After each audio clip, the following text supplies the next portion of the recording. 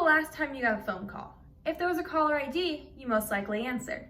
But if there wasn't a caller ID, would you have answered? Thanks to African-American Dr. Shirley Jackson, who conducted breakthrough scientific research while working at Bell Laboratory, you were able to screen your calls because her research enabled the development of caller ID and call waiting.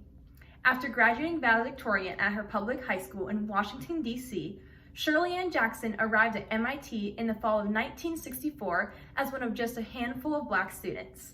In her first year at MIT, Jackson said it was pretty isolating after white students avoided sitting next to her in the lecture halls and in the dining room.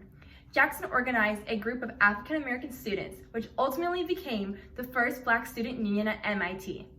Shortly thereafter, the MIT administration appointed a task force on an educational opportunity and asked Jackson to serve on it. The task force was charged with determining how to attract minorities. So during her first semester of graduate school, in the fall of 1868, Jackson traveled around the Midwest as part of the national effort to do something MIT had never done before: recruit minority students. A year later, 57 African American freshmen enrolled, up from 3 to 5 per year in previous years. To help those students succeed, Jackson helped create and then taught in a summer program called Project Interface, designed to provide academic support for incoming minority freshmen and acclimate them to MIT. By 1973, Jackson earned her PhD in physics, making her the first African American woman to receive a doctorate at MIT. By 1991, she joined the faculty of Rutgers University as a professor of the theoretical physics.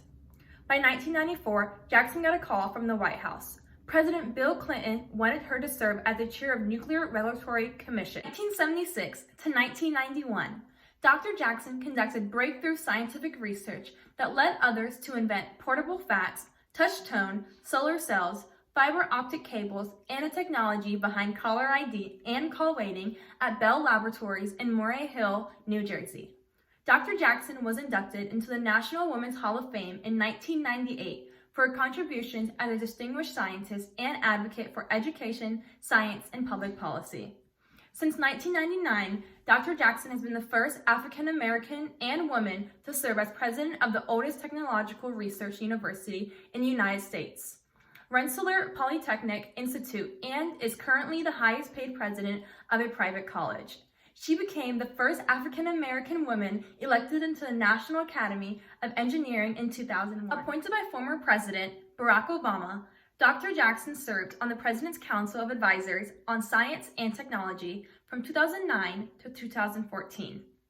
And then in 2014, President Obama appointed Dr. Jackson as co-chair of the President's Intelligence Advisory Board.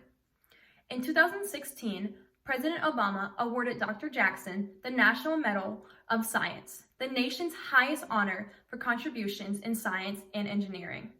Throughout Dr. Shirley Jackson's career, she has been awarded 55 honorary doctoral degrees.